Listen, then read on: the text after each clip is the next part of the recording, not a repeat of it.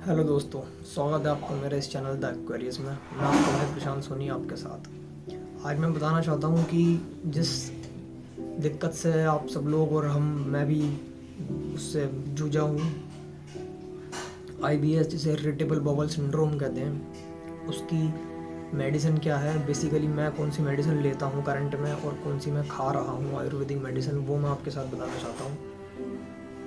ज़्यादा टाइम न लगाते हुए मैं आपको बता दूंगा कि हाँ यहाँ की अगर आप ये मेडिसिन खाते हैं तो क्या इफ़ेक्ट आपके पास पड़ते हैं और क्या कब तक आपको इस मेडिसिन का असर दिखना शुरू होगा और कभी धीरे धीरे। बेसिकली क्या होता है ना, एक्चुअली कॉन्सेप्ट क्या है कि जो आयुर्वेदिक मेडिसिन होती है वो बहुत धीरे धीरे काम करती है। किसी को 15 दिन, किसी को 20 दिन और किसी को तो खैर बहुत देर में इवन काम करती है वो। ये एक चीज़, एक फैक्टर ये हमारी उस पर भी डिपेंड करता है कि हमारी बॉडी किस तरीके की है। ये है कि हमारी बॉडी का किसी किसी की बॉडी पर किस तरीके से मेडिसिन इफेक्ट करती है, किसी की देर में तो किसी की जल्दी, किसकी प्रॉब्लम ज़्यादा सीवियर है, किसकी कंडीशन कैसी है, ये है। और मेडिसिन इफ़ेक्ट करें ना करें वो बात की चीज़ है, लेकिन मेडिसिन का इफ़ेक्ट रोकने वाली चीज़ें भी हमें अवॉइड करनी चाहिए कि वो क्या हैं जो हम मेडिसिन की रिकॉर्ड अवॉइड कर रहे हैं या नहीं कर रहे। बेसिकली कोई भी बीमारी या कोई भी दिक्कत हो या फिर कोई भी ऐसी परेशानी हो, बिना उसके वो ठीक नहीं हो पाई जब तक कि आप परहेज नहीं करते। अगर आप खा रहे हैं बढ़िया करके दबा के जो आपका मन कर रहा है तो आप ठीक कैसे हो। दवाई चाहे आप कुछ भी खा लीजिए, हर दवाई परहेज मांगती है क्योंकि दवाई के अंदर बेसिकली हर एक दवाई के अंदर ना कुछ ऐसे सॉल्ट होते हैं बेसिकली जो उस दवाई के काम करने को रोकते हैं और हमें नहीं पता होता है कि वो सॉल्ट क्या है। इस वजह से हम परहेज नहीं करते हैं और वो दवाई का असर करती नहीं करती वो बात की चीज़ है। फिर हम कहते हैं कि यार पता नहीं दवाई कब तक असर करेगी। तो ये वो चीज़ है, ये है। मैं आपको आज मेडिसिन बताने चाहता हूँ कि जिस तरीके से आप ये मेडिसिन खा सकते हैं। ये मेडिसिन कोई भी खा सकता है, ऐसी वाली बात नहीं है। मैं करंट में ये मेडिसिन फॉलो कर रहा हूँ और मैं यही मेडिसिन इस समय खा रहा हूँ। अब मेरे पास, मैं कि झूठ बोलूँ, मैंने MD वगैरह सारी आयुर्वेदिक बड़े बड़े डॉक्टरों की दवाइयाँ खा ली हैं। उसके बाद मैंने अब सारी मेडिसिन उनकी बंद करके खा सकते हैं या नहीं खा सकते। तो मैं आपको बता दूँ, देखिए कोई भी दवाई हो ना असर वो तभी करती है जब तक आप परहेज करते हैं। अगर आप परहेज नहीं करेंगे तो कोई भी दवाई मेरे हिसाब से मुझे नहीं लगता कि आप पर असर करेगी। कर भी रही होगी तो आपको पता नहीं लगने का कि असर कब कर रही है। फिर आपका माइंड वही सोचेगा कि यार पता नहीं दवाई कब असर करेगी। तो बेसिकली मेन जो कॉन्सेप्ट है ना, हर दवाई परहेज मांगती है, जो मैं आपको बता सकता हूँ, और वही आपको परहेज करना है। इसके अलावा आपको ये है कि आप दवाई खाते रहें नियम, वो आपकी बॉडी के ऊपर डिपेंड है कि वो दवाई कितनी देर में जाकर असर करे।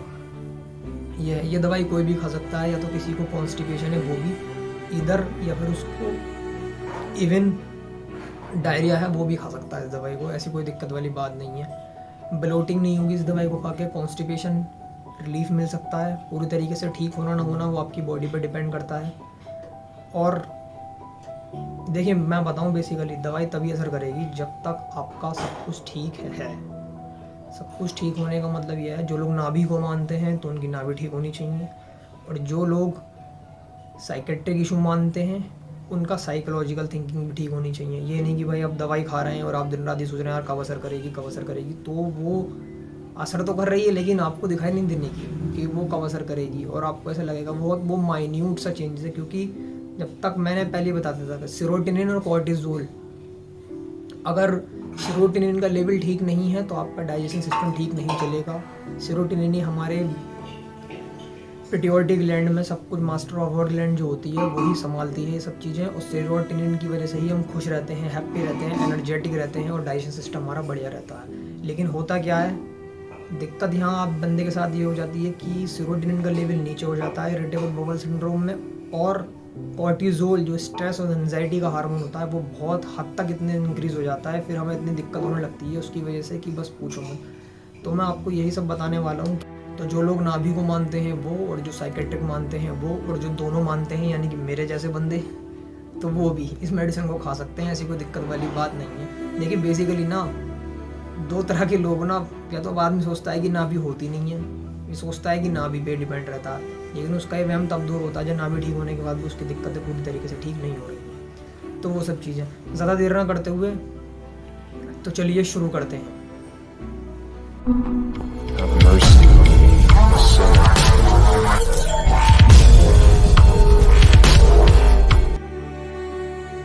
बात आती है मेडिसिन की। मेडिसिन क्या है, किस तरीके से खानी है, क्या आपको उस पर परहेज़ रखना है, इवन क्या खाना है और क्या नहीं खाना है, ये सब चीज़ें क्या आप कर सकते हैं मेडिसिन के एक्स्ट्रा भी और क्या आप नहीं कर सकते। मैं आपको देखिए 2 चीज़ बता दूँ। उस बंदे की स्थिति बहुत जल्दी ठीक होने के कगार पर रहती है जो या तो एक एलोपैथी मेडिसिन यूज़ कर रहा है रेगुलर कोई, या फिर कोई आयुर्वेदिक मेडिसिन यूज़ कर रहा है। इन दोनों में, क्योंकि पेट में इन दोनों मेडिसिन का काम है। मैं साइकेट्रिक मेडिसिन की समय बात नहीं कर रहा हूँ बिल्कुल, मैं केवल गैस्ट्रो मेडिसिन की बात कर रहा हूँ। इधर वो एलोपैथी हो या इवन आयुर्वेदिक हो, उस पेशेंट की स्थिति ठीक होने का ज़्यादा चांसेस रहते हैं जो इन दोनों में से कितने भी समय हुआ हो। देखो हम जानते हैं, हम सब कोई ना कोई सी मेडिसिन यूज़ कर रहे हैं। बेसिकली बहुत सारे हम आयुर्वेदिक यूज़ कर रहे हैं, लेकिन मैं बता सकता हूँ कि उन लोगों को ज़्यादा रिकवर होने जल्दी उन पर मेडिसिन असर दिखाती है जो केवल एक ही चीज़ को पाथ को फॉलो कर रहे हैं। ये नहीं कि आयुर्वेदिक भी खा रहे हैं और एलोपैथी भी खा रहे हैं, बस खाए जा रहे हैं, पता नहीं चल रहा कि कब असर कर रही है। इवन उन्हें खुद को नहीं पता कि दोनों में से असर कौन सी कर रही है। तो ये सब चीज़ें, तो अब मैं बताता हूँ कि आपको मेडिसिन कौन सी यूज़ करनी है और किस तरीके से यूज़ करनी है, मैं कैसे यूज़ करता हूँ और कैसे कैसे करनी है। बेसिकली 3-4 मेडिसिन है, इन्हें आपको किस तरीके से खाना है, कैसे खाना है, ये मैं आपको बता देता हूँ। जैसे कि सबसे पहले आता है बिलवादी चूर्ण। बिलवादी चूर्ण आप किसी का भी ले सकते हैं, लेकिन मैं जो बेसिकली फॉलो करता हूँ, मैं आपको एक चीज़ और बता दूँ कि आपको जो भी लेना है ना, एक ही ब्रांड का लेना। ये नहीं कि कोई चीज़ वैद्यनाथ की ले ली तो कोई पतंजलि की ले ली, कोई डाबर की ले ली तो कोई हमदर्द की ले ली, ऐसा आपको नहीं करना है बिल्कुल भी। केवल एक ब्रांड ले लो कोई सा भी। मैं जो यूज़ करता हूँ वैद्यनाथ का यूज़ करता हूँ, मुझे पतंजलि का समझ में नहीं आता मामला क्या है, और डाबर का मैं कोई ऐसा यूज़ नहीं करता। मुझे वैद्यनाथ बढ़िया लगता है बहुत पहले से, तो मैं वैद्यनाथ को ही यूज़ करता हूँ रेगुलर। मार्केटिंग करने की कोई बात है नहीं, वैद्यनाथ मुझे बढ़िया लगता है इसलिए मैं खाता हूँ। ठीक है, तो वैद्यनाथ में आपको लेना बिलवादी चूर्ण 100 ग्राम। जैसे कि मैं आपको दिखा देता हूँ, ये होता है बिलवादी चूर्ण, ये आप देख सकते हैं। तो ये आप ले लेंगे बिलवादी चूर्ण, वैद्यनाथ का आता है 100 ग्राम का आता है। सॉरी, ये 100 ग्राम का नहीं है एक्चुअली, ये 60 ग्राम का है। आप 100 ग्राम लेना है, 100 ग्राम यानी कि 2 ले लेना आप इसके वैद्यनाथ के। ये अप्रॉक्स ऐसे ही मिलेगा आपको 120-110 रुपये का 60 ग्राम का एक डिब्बा। तो ये आप लेना। सॉलिड फॉर्म में नहीं लेना है, चूर्ण आता है केवल एक बेसिकली पाउडर की फॉर्म में, वो आपको लेना है वैद्यनाथ का। बिलवादी चूर्ण आपको लेना है 100 ग्राम। इसके अलावा आपको लेना है गंगाधर चूर्ण, ये आता है, ये भी वैद्यनाथ का है। मैं आपको दिखा देता हूँ, गंगाधर चूर्ण वैद्यनाथ का ये भी आता है। ये आपको लेना है 50 ग्राम। ठीक है, ये डिब्बा कितने का आता है? ये 60 ग्राम का डिब्बा आता है ये वाला जो है, लेकिन आपको लेना है 50 ग्राम। 110 के अप्रॉक्स डिब्बा आता है, ये भी वैद्यनाथ का ही है। आप देख सकते हैं यहाँ पर लिखा है वैद्यनाथ ऊपर। ठीक है, तो ये आप ले सकते हैं। अब बिलवादी चूर्ण हो गया 100 ग्राम, 50 ग्राम गंगाधर चूर्ण हो गया। अब आपको लेना है क्या, वो मेरे पे उसका डिब्बी ख़त्म हो गई है, मैंने फेंक दी थी शायद, पता नहीं कहाँ पड़ी है, वो मुझे मिली नहीं। इतनी बड़ी आती है शीशी में, लिंक दे दूँगा डिस्क्रिप्शन में इन सारे दवाइयों का बेसिकली। तो वो आती है आपके पास। इन दोनों के अलावा आपको क्या लेना है? कपवर्धक भस्म लेना है। क्या लेना है? कपवर्धक भस्म 10 ग्राम कपवर्धक भस्म लेना है। और 10 ग्राम ही इतनी बड़ी उसकी सेम उस जैसी शीशी आती है दूसरी शंख भस्म की, 10 ग्राम वो लेना है आपको। कपवर्धक भस्म 10 ग्राम, शंख भस्म 10 ग्राम। तो क्या क्या हो गया हमारे पास? 4 एलिमेंट हो गए, 4 दवाई हो गई। गंगाधर चूर्ण 60 ग्राम, बिलवादी चूर्ण 100 ग्राम, कपवर्धक भस्म 10 ग्राम और शंख भस्म 10 ग्राम। इन चारों को आपको क्या करना है ना, ये ना इन चारों को लेके पाउडर की फॉर्म में है, सारी वैद्यनाथ की अवेलेबल है। वैद्यनाथ की किसी भी दुकान पर आप चले जाना, तो वहाँ से आपको लेके ये एक बड़े से कागज़ पर आप इसे रखना और इसे अच्छी तरीके से डाल के एकदम मतलब किसी कांटे से तोल लेना, या जैसा आपके पास कोई तोलने का एलिमेंट हो, इन सबको अपना आराम से तोल के उस पर रख लेना एक बड़े से कागज़ पे। बड़े से कागज़ पे रखने के बाद उसे आराम से बढ़िया करके मिक्स कर लेना अच्छी तरीके से। ये मिल जाए, मतलब यह पानी वानी कुछ नहीं मिलाना है, ऐसी करके चूर्ण इसका आपस में सब मिक्स कर लेना। जब ये बहुत सारा पाउडर बन जाएगा तो ये वैसा हो जाएगा। इसे आप किसी डिब्बे में बंद करके रख दें। इसे खाना कैसे है?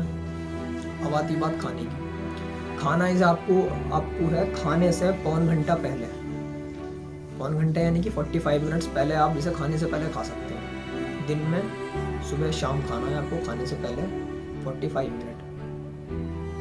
इसके अलावा आप कोई और मेडिसिन मुझे लगता नहीं कि हाँ मैं इसमें मिलाना ज़्यादा पसंद करूँगा। मैं बता देता हूँ बेसिकली इनका यूज़ क्या होता है। जो बिलवादी चूर्ण है ना, ये आपका स्टूल बांधेगा, जो बिखराव आता है स्टूल के अंदर वो आपका स्टूल बिखराव नहीं आने का उसके अंदर वो। और बिलवादी चूर्ण थोड़ा आपका म्यूकस में भी हेल्प करेगा। शंख भस्म, गंगाधर भस्म, शंख भस्म का बेसिकली काम क्या होता है, शंख भस्म जो है ना ये आपकी जो डाइजेशन सिस्टम है उसको इम्प्रूव करता है। शंख भस्म आपकी जो पुरानी एनर्जी है उसे वापस लेकर आएगा, तो ये शंख भस्म का काम है। ठीक है, जो बैड टिश्यू हैं उन्हें हटाएगा। और कपवर्धक भस्म और ये गंगाधर भस्म जो होते हैं, गंगाधर चूर्ण जो होते हैं, ये एंटीऑक्सीडेंट होते हैं। ये थोड़े जो बैक्टीरियल हैं उन्हें बाहर निकालने की पूरी कोशिश करेंगे जो बन रहे हैं। अब बात आती है कि भाई खाने का मैंने आपको इन्हें बता ही दिया, 45 मिनट पहले खाना है। खाने से सुबह शाम 1-1 चम्मच सादे पानी से आप खा सकते हैं। गुनगुने पानी से आप खाना चाहें तो खा सकते हैं, वरना तो सादे पानी के साथ आप खा सकते हैं। 1 गिलास सादे पानी में आराम से मिलाएं। एक कोशिश करना है कि इनकी गांठें ना पड़े, अपने आराम से मतलब पूरी तरीके से घोल के और बैठ के पी लें इसे। ये आपको असर कितने दिन में दिखाना चालू करेगा मैं बता देता हूँ। 15 से 20 दिन में आपको असर दिखाना शुरू करेगा। और ये दवाई इतनी है ना, ये दवाई इतनी है कि आपका महीना निकल जाएगा पूरा इस दवाई को खाते हुए, और आपको असर भी दिखना शुरू हो जाएगा। आप अगर खाना चाहेंगे, मैं तो यूज़ कर रहा हूँ इसलिए मैंने बता दी है खुद। मेरा ना एक्चुअली कॉन्सेप्ट क्या है, मैं ना किसी को वही रास्ता बताता हूँ जहाँ मैं खुद चला हूँ। मैं किसी को वहाँ भेजने की कोशिश नहीं करता कि जहाँ कि भाई वहाँ चले जाओ ये हो जाएगा वो हो जाएगा, ऐसा कोई सिस्टम नहीं है। जो बोले कुंडी खोले वाला हिसाब है कि कुंडी भाई मैंने बोली है तो मैं कुंडी खोलूँगा, बाद में सब आ जाओ अंदर को, मन हो तो आओ, वरना कोई दिक्कत वाली बात नहीं। तो यही है मैंने जो करा, नाभि मैंने कैसे सेट करी वो मैंने बताया। IBS क्या होता है बेसिकली, कितना माइंड का है कितना नवल का है या दोनों हैं वो भी मैंने बताया। क्लास ली है वो आप जाके देख सकते हैं देखना चाहें तो। दूसरा, मेडिसिन कौन सी खा रहा हूँ, ये वही मेडिसिन है जो मैंने खुद खाई है, वरना डिब्बे मेरे पास कुछ काम के नहीं थे। ये तो खैर मैंने बहुत ही खाया है। अगर आप चाहें तो इसके अलावा बिलवादी चूर्ण भी यूज़ कर सकते हैं। और बेल का जूस मिला, अब तो शायद सीज़न आउट हो गया, लेकिन बेल का जूस मिला तो आप वो भी पी सकते हैं, लेकिन घर का बना हुआ। वो बाहर वाले तो सैकरीन डालते हैं, वो आपके लिए तो बहुत जहर सामान होगा। बस ये है। और मेन जो अब मैं बता देता हूँ आपको बोनस टिप्स क्या है। बोनस टिप आपकी यह है, एक चीज़ आती है आपने नाम सुना होगा हरड़, हरी तकी भी कहते हैं उसे, हरड़ आती है। तो हरड़ लेनी है आपको कितनी, 3 चुटकी हरड़, ऐसे करके 1 चुटकी 2 चुटकी 3 चुटकी आप ये ले सकते हैं। ये मैं यूज़ करता हूँ, दिव्य की आती है ये हरी तकी चूर्ण। इसकी कितने का आता है, ये बहुत सस्ती है, 33 रुपये लिखा है, 33 रुपीज़ लिखा है इस पर। और 100 ग्राम की डिब्बी है ये। इसे आपको मिलाना नहीं है पहली बात तो, इसमें कभी आप सोचें कि इसमें मिला देने, ये अलग मैटर है। ये आपके लिए बोनस टिप्स का काम करेगा। आपको क्या करना है, हरड़ लेके आपको क्या काम करना है, हरड़ में आप 3 चुटकी हरड़, और एक आती है सौंठ खाने वाली नहीं, सौंठ का पाउडर जो आता है खाने वाले में भी डालते हैं। सौंठ का पाउडर लेना है आपको, किसी भी पंसाई की दुकान पे या उस पर मिल जाएगी। और सौंठ का पाउडर लेके और हरड़ लेके 3 चुटकी हरड़ और 1 चुटकी सौंठ, इसे आप अपने हाथ से डाल के किसी चम्मच में या कटोरी में शहद के साथ मिला के, शहद आप इधर को सी का भी ले सकते हैं, मैं बेसिकली झंडू का यूज़ करता हूँ शहद, वो मुझे काफ़ी ठीक लगता है तो मैं वही यूज़ करता हूँ। बाकी आपका मन जो है वो आप यूज़ कर लेना। और वो 3 चुटकी हरड़ 1 चुटकी सौंठ लेके अपना आराम से 2 चम्मच शहद के साथ, 1 चम्मच शहद के साथ उसे मिला के आपको ये खानी कैसे है, मानिए आपको 4 रोटी की भूख है, आपने 2 रोटी खाई, तब आपने उस बीच में खाने के बीच में ये खा ली, फिर आपने 2 रोटी खा ली, मतलब कि मिडिल में खानी है आपको अपने खाने के। 6 की भूख है तो 3 के बीच में खा ली, 8 की भूख है तो 4, ये है, समझिए आप मेरी बात। तो 4 की भूख है तो 2 रोटी खाई, फिर ये हरड़ खा ली, 3 चुटकी हरड़ 1 चुटकी सौंठ शहद के साथ, ऐसी बस बिना पानी के, और ऐसे चाट जाएं, कोई कड़वी भी नहीं है, एकदम मीठी लगेगी आपको। यह है। अब इसका काम क्या होता है, आयुर्वेद में हरड़ का वर्णन कुछ इस प्रकार है कि एक बार को माँ आपसे रूठ सकती है, लेकिन अगर हरड़ अंदर जाएगी पेट के तो वो रूठेगी नहीं, मतलब काम करेगी ही करेगी। आयुर्वेद में इस तरीके से हरड़ का वर्णन है, ये कहा होगा किसी वैद्य ने, तो उसी तरीके से आयुर्वेद में इसका वर्णन है। और ये काम क्या करेगी हरड़, ये काम क्या करेगी, हरड़ जो आपकी जठराग्नि होती है ना, हाइड्रोक्लोरिक एसिड जैसे हम कहते हैं बेसिकली, जो हमारे स्टमक में बनता है, सिक्रीट होता रहता है, जो हमारे खाने को पचाता है बेसिकली, तो हाइड्रोक्लोरिक एसिड को ये मैनेज करेगा। और प्लस हमारी जो जठर अग्नि है, जैसे आयुर्वेद में जठर अग्नि कहते हैं, जो हमारा खाना पचाती है अग्नि, उस अग्नि को इन्हेंस करेगा। इन्हेंस का मतलब बढ़ाएगा, ताकि हमारा जो खाना है, भोजन है, वो अच्छी तरीके से डाइजेस्ट हो। और सेकंड जो काम है इसका, जो म्यूकस है, आंव जो आ रही है मल के अंदर, जो म्यूकस आ रहा है, चिकनावटपन जो आ रहा है, और जो अनडाइजेस्टेड फूड है, वो इससे निकलना बंद हो जाएगा। जितना म्यूकस होगा वो हरड़ बाहर निकालेगी, और प्लस नया म्यूकस बनने से रोकेगी। ये है, वो अपनी अपनी कंडीशन पर डिपेंड करता है कि कितने समय में असर करे, ये है। लेकिन इसका असर भी आपको 15 से 20 दिन में दिखना शुरू हो जाएगा। तो ये है हरड़ का काम। आप वो जो मैंने आपको मतलब कि चूर्ण का पेस्ट बताया है, गंगाधर चूर्ण, कपवर्धक भस्म और शंख भस्म और बिलवादी चूर्ण, इसे आप मिला लें अच्छे तरीके से, एक डिब्बे में पैक करके रख लें। खाने से 45 मिनट पहले सुबह शाम सादे पानी से वो खानी है 1 चम्मच। हरड़ आपको दोनों टाइम सुबह शाम खानी है। वैसे ही 3 चुटकी हरड़, 1 चुटकी सौंठ पाउडर के फॉर्म में है ये, और शहद के साथ आपको खानी है खाने के बीच में। इस तरीके से आप इसे खा सकते हैं, और ये आपको बहुत ही हेल्प करेगा, बहुत ही हेल्प करेगा। इसके अलावा मुझे नहीं लगता कि शायद आपको कोई और मेडिसिन खाने की ज़रूरत है। मैं आपको ज़्यादा कोई पहाड़ बताने की मन नहीं है मेरा कि भाई आप ये खा लें, वो खा लें। और अगर आप खाना ही चाहते हैं, मैं भी खैर खा लेता हूँ उसे आज भी, एक आती है कुटजारिस्ट। आप लोग सोचते होंगे पता नहीं वो असर करती नहीं करती, बेसिकली वो असर करती है। और स्पेशली जिन लोगों के स्टूल में ब्लड वगैरह आया है, आप समझ रहे ना, ब्लड वगैरह आया है, तो उनके लिए तो बहुत बढ़िया है। और प्लस उनके लिए ही बढ़िया है जिनके मतलब मल में आंव वगैरह, चिकनावट वगैरह आती है। कुटजारिस्ट को आप कैसे खानी है, कुटजारिस्ट का सिरप आता है वैद्यनाथ का, वो आप ला सकते हैं, बहुत सस्ता आता है, 150 रुपये का, आधा लीटर का, बहुत दिन चलेगा। 3 चम्मच इक्वल अमाउंट ऑफ वाटर में, बराबर पानी में लेकर 3 चम्मच खाने के बाद सुबह शाम ले सकते हैं। इसके अलावा अगर आप चाहते हैं कुटजारिस्ट के साथ, तो 2-2 कुटज घंटवटी की टैबलेट आती हैं, वो उसकी आपको ज़रूरत नहीं है, मेरे हिसाब से मत लीजिएगा। कुटजारिस्ट आप लेना चाहें तो वो काफ़ी इफेक्टिव है, वो असर करती है। एक्चुअली आपको लगता होगा असर नहीं करती, पहले मुझे भी ऐसे लगता था कि असर नहीं करती, लेकिन वो करती है बहुत देर में, धीरे धीरे। मैं खुद 4-5 बोतल पी गया हूँ उसकी, तो मुझे पता है कि हाँ वो बहुत इफेक्टिव करती है। और उन दिनों में मैंने खाई थी जब मुझे बहुत दिक्कत थी, अब तो खैर इतनी नहीं है। तो यही सब चीज़ें हैं। इन मेडिसिन को आप खाइए रेगुलर बेसिस पर, तभी आप ठीक हो पाएंगे। और इन मेडिसिन के बाद भी अगर आपको ठीक नहीं होने में दिक्कत हो रही है, तो मैं उसके ही बताऊंगा कि आपके पास क्या चॉइसेस हैं, किस तरीके से आप ठीक सकते हैं। मैं आज भी बता देता हूँ, काफ़ी लोग इसी द्वंद्व में हैं कि नवल का है, साइकोलॉजिकल है, नवल है या साइकोलॉजिकल है, नवल है या साइकोलॉजिकल है। मैंने भाई बहुत रिसर्च कर ली, बहुत पढ़ लिया इसके बारे में, क्यों झूठ बोलूँ। मैं जानता हूँ मुझसे बहुत बड़े सीनियर होंगे इस फील्ड के अंदर कि भाई किसी को 15 साल से 20 साल से ये वो सोचते होंगे हाँ ये है वो है, ये ठीक ही नहीं होने का। इनके चक्कर में मत पड़ो किसी के, सब ठीक होता है, ऐसी कोई बीमारी नहीं है। और अगर तुम्हें मरना ही हो, और मरता तो कोई है नहीं, खैर मरना ही होता ना तो निपट चुके होगा तुम कब के। तो ये खौफ निकाल दो, फियर निकाल दो अपने मन से, कुछ नहीं है, सब ठीक हो जाना है एक दिन, समय आन दो। और जो लोग नवल में हैं या साइकोलॉजिकल में, नवल है साइकोलॉजिकल है, इन दोनों में उनकी ज़िंदगी घूम रही है ना, तो कुछ ना करें भाई, वीडियो देख लो जाकर। किसी ने शायद नहीं समझाया होगा, मैंने कोशिश करी कि आपको समझा दूँ। दिक्कत क्या है ना, सब चीज़ें जब फ्री में मिल रही होती ना, तो बंदा बड़ा सोचता है अरे यार ये तो फ्री में दे रहा है ये सब चीज़ें। नहीं भाई, अपना काम है नहीं पैसे कमाने का बेसिकली। मैं तो बस यही चाहता हूँ कि आप सब निकल जाएँ, शांति से निकल जाएँ, इस चीज़ से धीरे धीरे निकल जाएँ। नवल का है तो आपका नवल का ख्याल भी निकाल दूंगा कि नवल कैसे ठीक होनी है, उसकी भी मैंने वीडियो बनाई है, मैंने कैसे अपनी नवल ठीक करी, बिल्कुल तरीके से ठीक है। कितने झटके मार लूँ, कुछ भी कर लूँ, बिल्कुल नहीं हिलने वाली। ये है, नवल ठीक हो गई है। साइकेट्रिक है तो उसका भी मैं बताता हूँ कि आपको वो कैसे ठीक होना है। तो ये मेडिसिन मैं खा रहा हूँ तत्काल में। इसके अलावा आपको कुछ करने की ज़रूरत नहीं है, आप ये मेडिसिन खाइए, आप देखिए कि कितना आपको फ़र्क दिख रहा है। उसके बाद फिर मैं आपको बताता हूँ कि इस मेडिसिन के साथ मैं कुछ साइकेट्रिक मेडिसिन भी खा रहा हूँ, वो 2 या 3 गोली हैं। उसके ऊपर मैं वीडियो बनाऊँगा कि क्या मामला है, किस तरीके से दोनों लेवल पर ट्रीट करा जाता है। ये सब चीज़ें हैं, आप काफ़ी ठीक हो सकते हैं। तो मेडिसिन हो गई है और सब बता दिया मैंने किस तरीके से आपको मेडिसिन खानी है। अब बात करते हैं परहेज़ की, कि आपको परहेज़ क्या करना है। बेसिकली परहेज़ में आपको देखिए किस तरीके का मीठा नहीं खाना है, आप गुड़ भी नहीं खाना है। लोग आप सोचते हैं अरे यार गुड़ खा लें, गुड़ से डाइजेशन अच्छा हो जाएगा।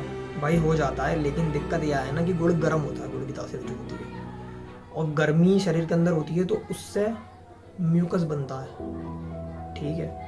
तो आपको गुड़ नहीं खाना है, चीनी नहीं खानी है, और अनसैचुरेटेड और सैचुरेटेड वो नहीं खाने हैं आपको, फ्लेवर वाले ये सब चीज़ें जो होती हैं मिठाई वगैरह बाज़ार की, मीठे में आपको ये सब चीज़ें नहीं खानी है। मीठे का परहेज करें। मीठा आपको पता नहीं क्या मामला है कि यार मीठा खाने का बड़ा मन करता है, मेरा इतना मन करता है ना मीठा खाने की वजह मीठा खाने का, लेकिन शायद इसी वजह से करता हो कि म्यूकस जो है बैक्टीरिया हैं तो उन्हें उनका खाना होता है ना मीठा, तो उन्हें शायद ये लगता हो कि भाई मीठा है इस वजह से हमारा ही मन करता है। तो आपको मीठा नहीं खाना है, राइस आप नहीं खाना है, और कोई भी डेयरी प्रोडक्ट नहीं खाना है। इवन दही को आप थोड़ा अवॉइड करें कि दही आपको नहीं खाना है। आप खाएंगे, कुछ लोग कहते हैं दही खाना चाहिए या नहीं खाना चाहिए, तो उस दिन मत खाओ, बेसिकली बाद में खा लेना। दही वगैरह आप मत खाओ। और यही सब चीज़ें, मट्ठा वगैरह आप पीना चाहें पी सकते हैं, लेकिन छौंक के ठंडा नहीं होना चाहिए। कोई भी आपको ठंडी चीज़ें नहीं खानी है, ना ठंडी चीज़ें, फिर इसका ठंडा पानी भी नहीं, और ना ही एकदम ज़्यादा खौलती हुई चीज़ें, ना ही गर्म चीज़ें। लाइट खाएं, मीडियम खाएं, हल्का गुनगुना खाएं, बस ये सब चीज़ें हैं। तो ये आप खा सकते हैं। बाकी और किसी चीज़ का परहेज नहीं है। भारी दालें, साग वाग, उड़द वगैरह की ये सब चीज़ें नहीं खानी है। छोले वोले, चावल, तला भुना आपको नहीं खाना है। ज़्यादा तेज़ मिर्च मसाले नहीं खाने हैं। आप परहेज तो देखो आप सबको पता ही है क्या नहीं करना है। बस मैंने थोड़ा मिसकंसेप्शन रहता है ना कि दही खानी चाहिए, नहीं खानी चाहिए, तो नहीं खानी है। गुड़ भी नहीं खाना है। और बाकी तो आप बाहर का वैसे तो आप कुछ खाते ही नहीं होंगे, खैर आपको खुद को पता होगी कि भाई क्या बीत रही है, तो ये आपको नहीं खाना है। बाकी देखिए, मैंने पहले ही कहा था कि कोई भी दवाई तभी असर करती है जब परहेज होना चाहिए। तो परहेज कर सकते हो तभी ये दवाई खाएं, अगर नहीं कर सकते तो भाई कुछ मत खाओ, दवाई तो मत ही खाओ, जो आपका मन करे वो खाओ, लेकिन ये सब चीज़ें नहीं खाओ तो ही अच्छा है। ये मैं आपको कहना चाहता हूँ, ठीक है। बाकी ऐसी कोई दिक्कत वाली बात नहीं है। मेडिसिन फॉलो करें, 15 से 20 दिन में असर दिखाना शुरू करेगी। बाकी अगर आपकी कोई भी क्वेरी हो तो कमेंट बॉक्स में नीचे डिस्क्रिप्शन में मैं आपका नंबर दे दूंगा, आप मुझसे कांटेक्ट कर सकते हैं। वहाँ पर कोई भी आपकी क्वेरी हो मैं आपको पूरा जवाब देने की कोशिश करूँगा। कॉल वगैरह मत कीजिएगा, मैसेज कर दीजिएगा व्हाट्सएप पे, तो मैं आपको बता दूंगा। और डिस्क्रिप्शन में ग्रुप का लिंक भी है, टेलीग्राम पर है, उसे भी आप ज्वाइन कर सकते हैं आपका मन करे तो, वरना कोई दिक्कत वाली बात नहीं। Thank you so much. Do like and subscribe and share. मिलते हैं आपके अगले ब्लॉग में। Thank you so much.